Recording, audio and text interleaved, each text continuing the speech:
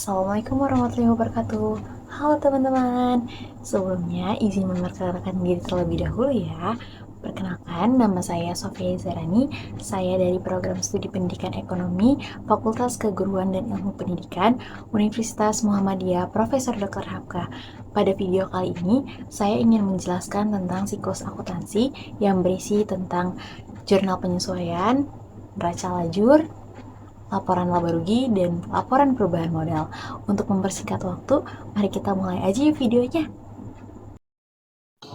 Ini ada 25 transaksi yang ada di toko Laundry Ceria per 31 Desember 2023.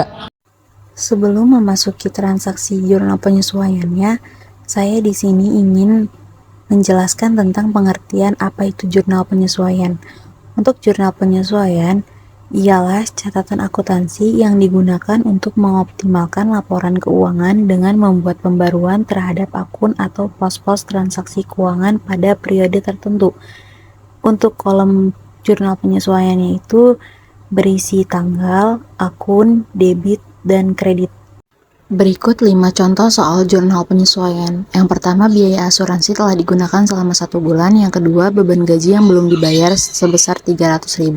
Yang ketiga, peralatan kantor disusutkan 250.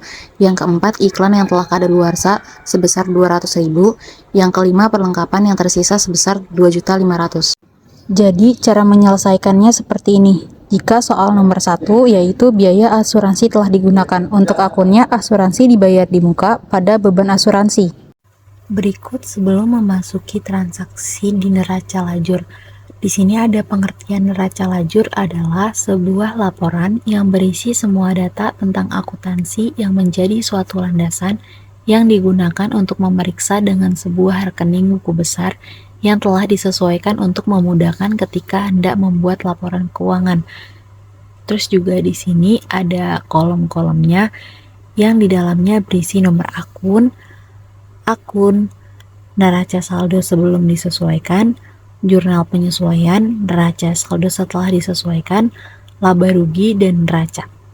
Berikut contoh transaksi cara penyelesaian neraca lajur. Untuk kolom yang pertama, diisi oleh akun dari neraca saldo. Untuk kolom yang kedua diisi oleh jurnal penyesuaian. Dan yang kolom ketiga diisi dari hasil neraca saldo sebelum disesuaikan, ditambah atau dikurang dari jurnal penyesuaian. Baru dimasukin ke neraca saldo setelah disesuaikan. Contohnya kayak kas. Kas di penyesuaian itu tidak ada, maka langsung dimasukkan ke neraca saldo setelah disesuaikan. Untuk yang perlengkapan ada di debit dan ada di kredit di penyesuaian. Itu hasilnya dimasukkan ke neraca saldo setelah disesuaikan, tapi dikurang. Contohnya kayak 4.930 dikurang 2.500, hasilnya 2.430. Itu seterusnya kayak begitu. Untuk yang di kolom laba rugi, itu dari pendapatan jasa sampai beban-beban. Sedangkan di neraca itu dia dari kas sampai prive. Begitu juga dengan laporan laba rugi. Sebelum memasuki transaksi laporan laba rugi, di sini saya ingin menjelaskan tentang pengertiannya, yaitu laporan yang menunjukkan kemampuan perusahaan untuk menghasilkan laba selama satu periode akuntansi. Bukan cuma pengertiannya aja. Laba rugi juga terdiri dari 2 bentuk, yaitu single step dan multiple step. Untuk single step, semua pendapatan dan keuntungan yang termasuk unsur operasi ditempatkan pada bagian awal, diikuti dengan seluruh beban dan kerugian yang termasuk kategori operasi.